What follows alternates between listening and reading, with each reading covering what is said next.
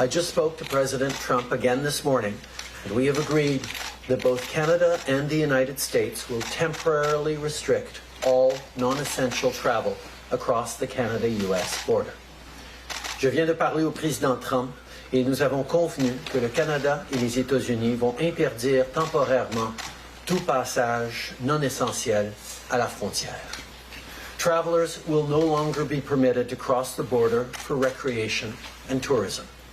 In both our countries, we're encouraging people to stay home. We're telling our citizens not to visit their neighbors if they don't absolutely have to.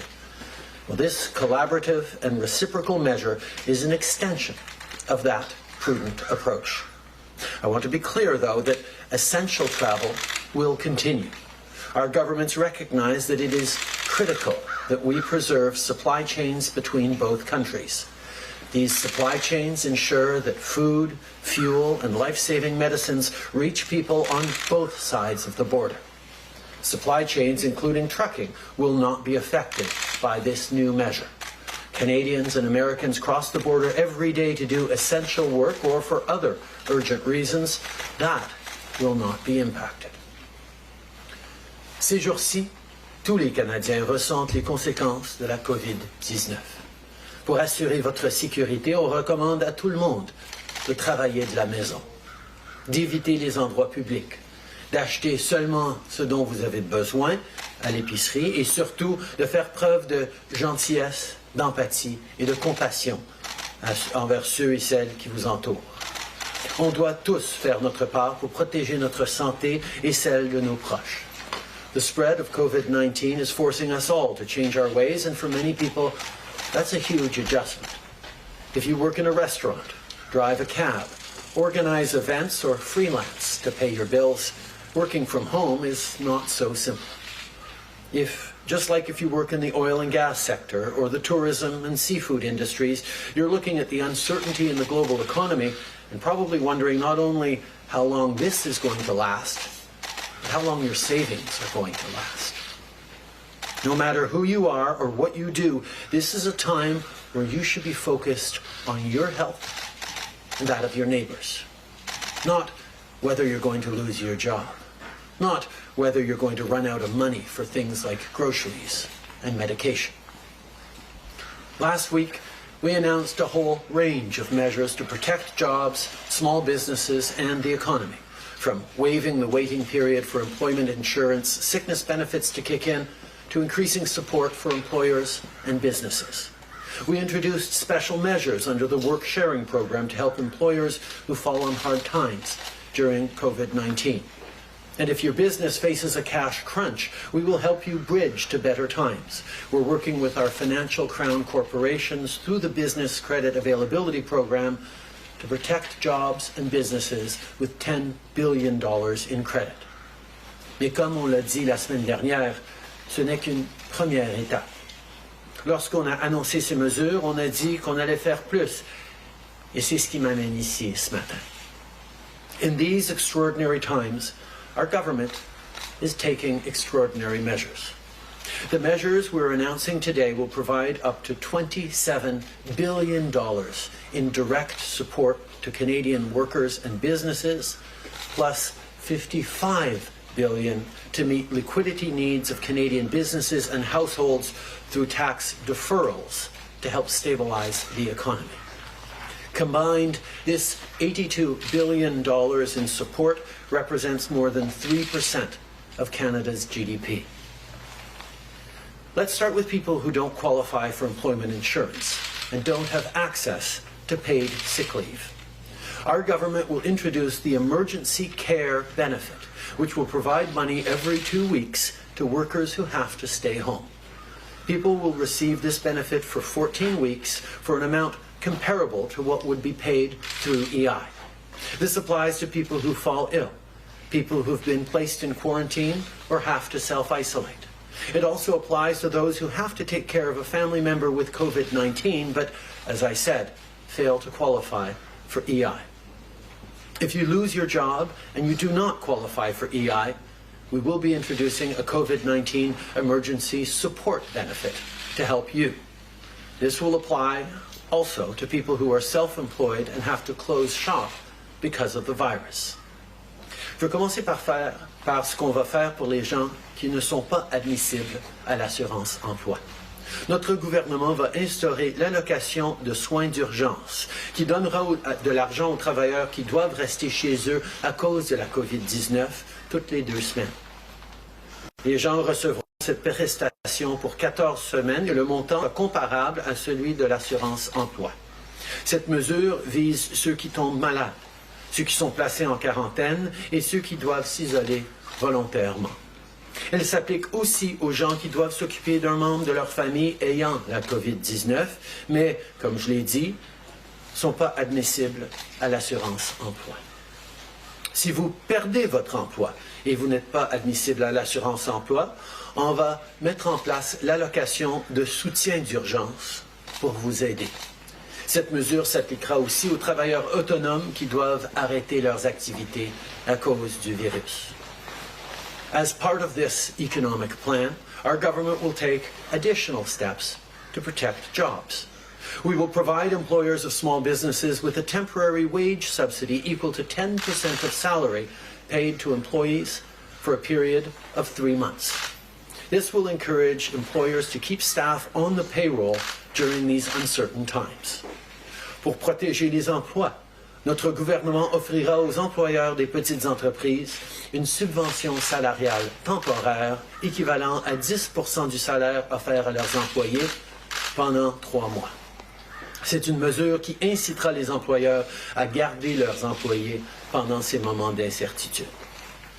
We're in the middle of tax season, and I know a lot of people are wondering what COVID-19 means for their personal finances. For those who've filed their taxes and find out that they owe money, they will have until August 2020 to pay. Si vous faites votre déclaration d'impôt et vous apprenez que vous devez de l'argent, vous aurez jusqu'en août 2020 pour payer. On prévoit aussi une aide plus ciblée au cours des prochains mois pour différents groupes de personnes qui sont particulièrement touchées par le virus ou qui sont dans une situation vulnérable. Ça m'amène à la prochaine mesure qu'on annonce aujourd'hui, qui est destinée aux parents.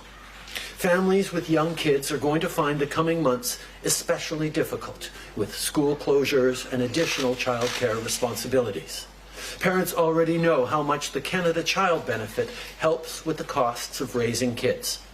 To take some of that pressure off, our government will temporarily boost the CCB in the coming months.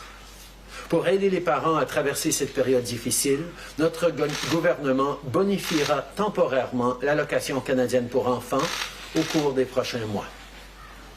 With this plan, we're also going to do more for lower-income people. In May, our government will supplement the GST credit, a tax-free payment sent to low-income Canadians every few months, to offset the consumer tax that they pay. Every adult who qualifies will receive up to $300 with $150 for every child. Pour aider les gens dont le revenu est faible ou modeste, notre gouvernement augmentera le crédit pour la taxe sur les produits et services. En mai, les adultes qui sont admissibles recevront jusqu'à $300 et jusqu'à $150 par enfant. While all Canadians are feeling the impacts of COVID-19, some groups are particularly vulnerable.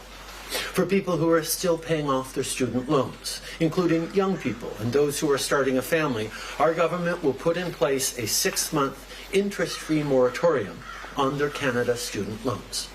For people experiencing homelessness, we are doubling the Reaching Home program, which provides funding to communities to help them address their local needs.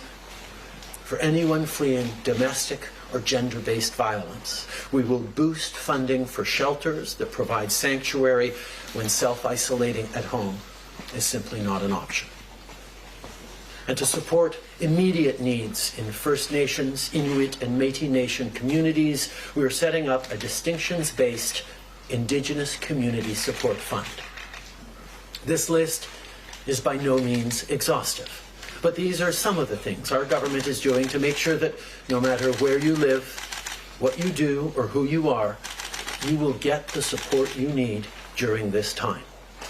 In Canada, public health should never hinge on financial considerations. Aujourd'hui, on annonce un plan pour aider les gens. On se concentre sur les besoins les plus pressants, mais comme je le dis depuis le début, notre réponse évoluera au fur et à mesure que la situation évoluera. Peu importe ce que l'avenir nous réserve, les Canadiens peuvent compter sur nous. Notre travail, c'est de vous appuyer. C'est de vous donner un coup de pouce lorsque vous en avez le plus besoin. Et c'est ce qu'on fait avec les mesures qu'on a annoncées jusqu'à date, et c'est ce qu'on va continuer à faire. Now, I want to turn to additional measures for businesses as part of this economic plan. To help businesses navigate these uncertain economic times, Export Development Canada will provide support to Canadian companies affected by the global situation. For farmers and our primary food producers, we will boost Farm Credit Canada. And we know some sectors of our economy are more vulnerable to COVID-19 than others. That's why in the coming days, we'll be looking at ways in which we can support them all, including through instruments like the Canada Account. L'annonce d'aujourd'hui donne suite aux mesures que nous avons déjà prises pour protéger les Canadiens, leur santé et notre économie. Le ministre Morneau a également obtenu auprès des banques canadiennes un engagement à apporter un soutien aux entreprises et aux gens touchés par la COVID-19. Je sais qu'il maintient un contact régulier dans ce dossier, ainsi qu'avec les dirigeants d'entreprises, les représentants syndicaux et ses homologues internationaux. Our team is paying close attention to the economic impacts of decisions we make across the board to slow the spread of this virus. On Monday, I announced that Canada was closing its air borders to people who are not Canadian citizens or permanent residents, with some exceptions. We also announced a range of other measures on travel. But travel restrictions will not apply to commerce or trade. We are working continuously to ensure the supply of important goods to Canada.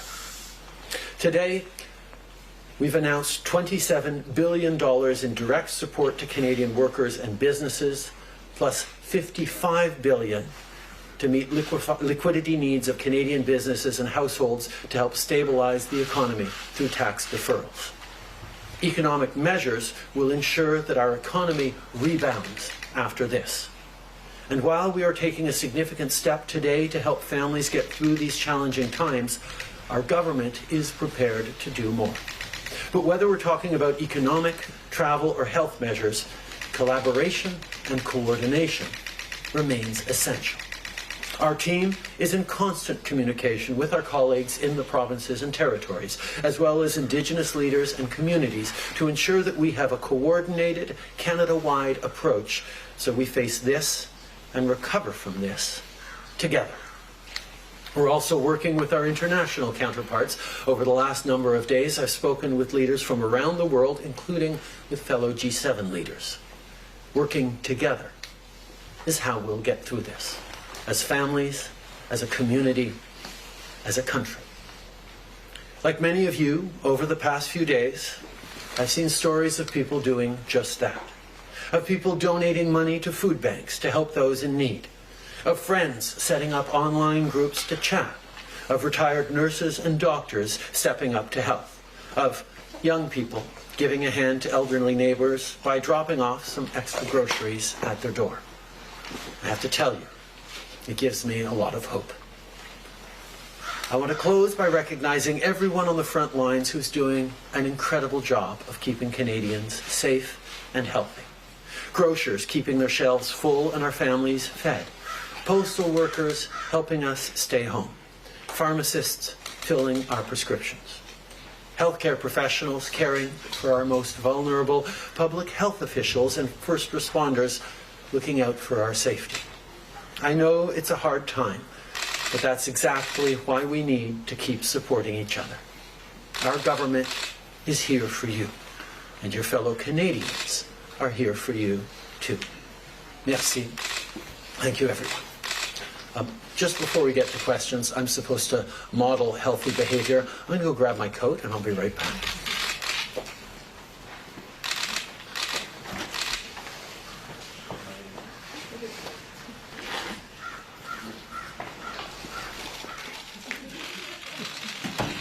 So we have been listening to a Canadian Prime Minister Justin Trudeau there on the decision to close the border between Canada and the United States to non-essential traffic. So he says this was a mutual decision between him and President Trump.